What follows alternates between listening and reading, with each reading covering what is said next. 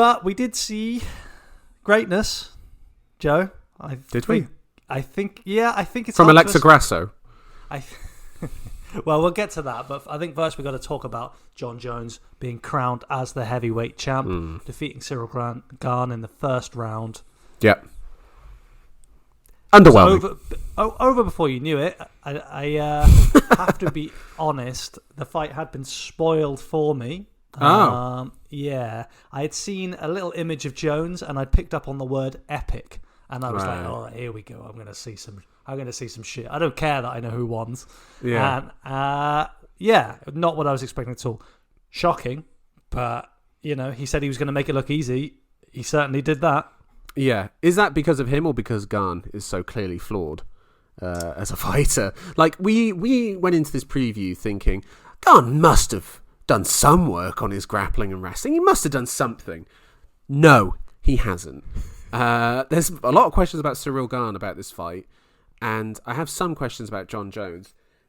His biggest test in this fight was the foot tape, which was a very weird incident, I must say.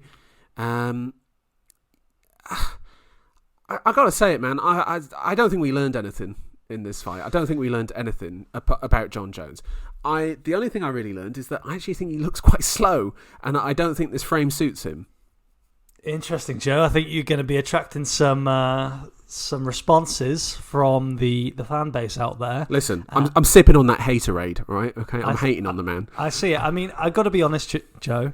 Now, I'm saying this quietly because there are those in my house who, if they heard this, they would think less of me. But I was kind of happy to see Jon win. Really?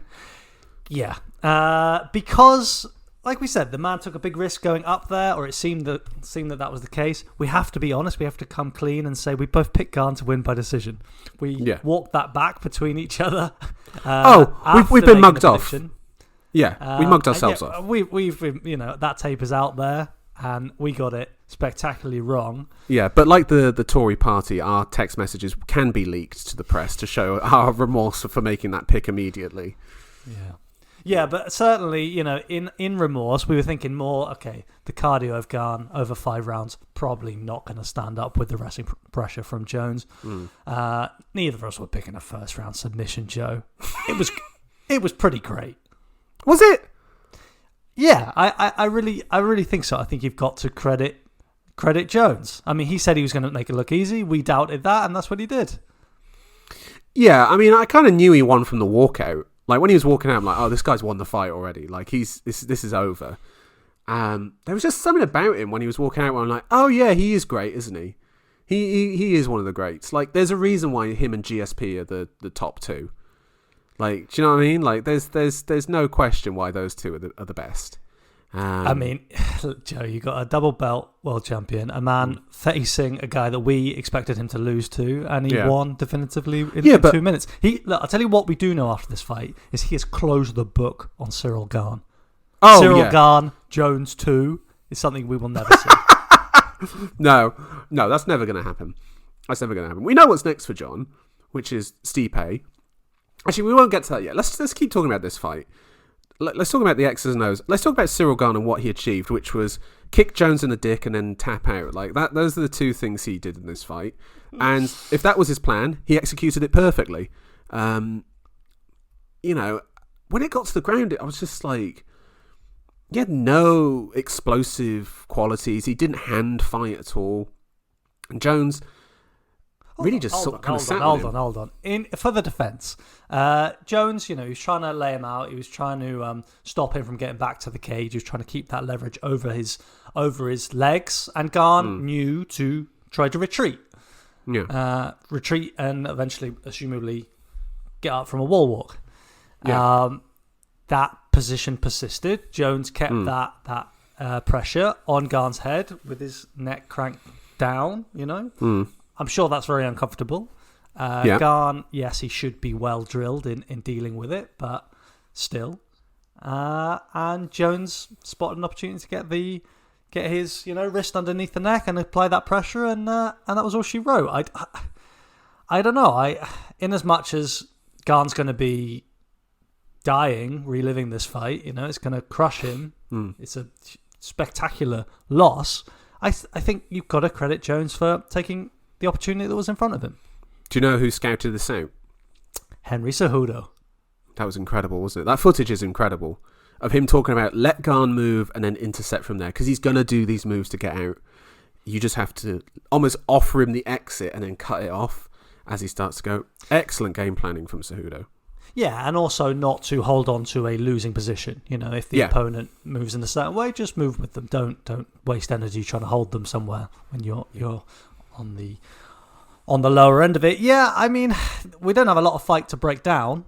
We kind of summed it up. It did take 2 minutes for this to all take place. Yeah, what do we even say at this point? I mean, Jones, this wasn't even like a roll. This wasn't like a rolling, or this wasn't even light sparring. Like, Jones just walked in and won. I got to say it, man. Like, I'm not that impressed. I'm not that impressed. I still think GSP beating Bisping is more impressive. Bisping, hold on. You're pulling a face here. Are you saying Ciryl Gane is a more complete mixed martial artist than Michael Bisping? I'm saying nobody picked Bisping to win that fight. Are you telling me you expected Michael Bisping to go and beat GSP at middleweight? He could have. Joe, he won that second round against GSP. 4 days ago, I have you on tape. Yes. For yeah, but hold on. It's explaining why Ciryl Gane's going to win this fight and that Jones is lost it all. Yeah, because I was going off a guy who's got a clear addiction problems, who's been off for 3 years, who's moving up to heavyweight. How many guys come back from 3-year layoffs and look that good? Jon Jones does. Jon Jones and GSP. GSP's achievement of beating Bisping is more impressive than this. I'm sorry, man, it is. I'm sorry. It just is. It just is. And you can have this debate about who's the greatest of all time. I think it is Jones, purely from the fact that he's finished a lot of these guys. But sorry, just to clarify, this does nothing for him, for his position in the sport. I think it just solidifies him as top two, like him and GSP. Actually, no, I take it back. Because there's a lot of things with Jones where he beat guys who were either past their best, or really just weren't of the standard. Let's be honest, man. When he beat Shogun, that's not like top tier Shogun. When he beat Machida, when he beat Rashad, when he beat Belfort, I'm sorry, man, it's not. Joe, I'm going to tell you, there'll be some listeners out there who are loving this. They're loving you drowning your sorrows. You did acknowledge to me that you had been at the shop buying beers to relieve yourself of the pain you've experienced this weekend, and it's all coming out now. I've moved house, listeners. I'm here for it. Clear. Jones, I think he created a moment. I think that was pretty iconic. Him walking away after submitting Gane so easily. That's more impressive than the fight. That's more impressive than the fight. I'm sorry. Like, I'm just not impressed by this performance. Sorry to quote GSP. What do you want the man to do? What's he supposed to do? Demonstrate that he actually suits heavyweight. I think he looks weird. He had a weird fat man sweat on after the fight. Like he did. I did. I'm sorry, man. I'm sorry. I'm Let it all out, Joe. Let it all out. And then when he beat Stipe in July, I'm not going to be impressed by that. A 40-year-old Stipe. Like, if that fight happened 3 years ago, yeah, I would have been impressed. You know. Well, Jones is doing a great job setting that one up already, talking about Stipe being the heavyweight GOAT. He is. You know, okay. Well, apart from Fedor. Fedor's the real heavyweight GOAT. Within UFC, Stipe is. I know you hate Stipe and you hate GSP. Like, get that out there. I know you do. Okay? The true GOAT in terms of heavyweight is Fedor. Always will be. Will never be surpassed. Jones is setting this fight up. He's calling Stipe the GOAT, and you're right, he's going to go and beat him, Joe. And you're going to have to suck them lemons. I just said he's going to win. All right, this is getting really narky. I'm not enjoying this. All right, let's get into this question here, though, Tom. First, actually, can we talk about the post-fight promo? I cringed at every single word Jones said. Like, it just came across so disingenuous. My fiancé and my kids, you know, the woman I just beat up a couple months ago. You know, and my God, and aren't I great? Aren't I a nice guy? And it's just like, yeah, I know you're a horrendous human being, and like, I just can't. I'm sorry, man. Like, if this was Jones 4 years ago, I'd be like, maybe I could buy it. You know, remember when he said, I respect DC as a competitor and as a human and as a father? I was just like, wow, maybe he has turned the corner. And then he's just like, no, he hasn't. No, he hasn't. He's never going to turn the corner. And because I know that, I can't buy anything he says. You could see the fear in Dana's eyes when he heard during the post-fight press conference that Jones was throwing an after party, and there was a billboard up on the avenue, Las Vegas Avenue, for it. But there has been no news that's come out about that. Yeah, he's waiting to fall from heaven again. But Joe, right now he's in heaven. All right, he's rehabilitated for the majority of fans out there. Anyway, question. I'll set the line at 2.5. How many title defenses will Jon Jones do? Over or under 2.5? Under. So Stipe and out, or Stipe on one hand-picked fight. I don't. Blades? Nah. He ain't fighting Blades? Nah. He better fight Blades. Blades, he better fight Pavlovich, Aspinall. None of that. Derek Lewis. Off What one about more this? win. Hold on. Let me throw it out there. Jones DC 3. Boom. Boom. Oh Lord, that would be.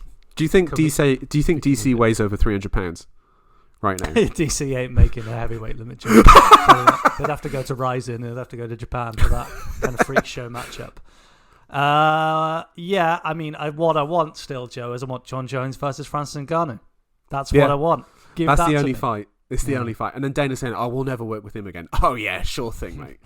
Sure thing. Whatever you say. If Jones says, "I want Francis," he's getting Francis. It's weird. It's like we're just ignoring all of his past nonsense, and Dana is just so happy to put that belt on him because he knows that Jones actually sells pay-per-views, unlike most of this roster. Adesanya is the only guy who consistently sells pay-per-views outside of McGregor, etc., etc. But what about that Jones Adesanya at heavyweight? Are they going to do that? That's gone. No, that's gone. You can't lose to Jan Blachowicz and still talk about that. That fight's gone.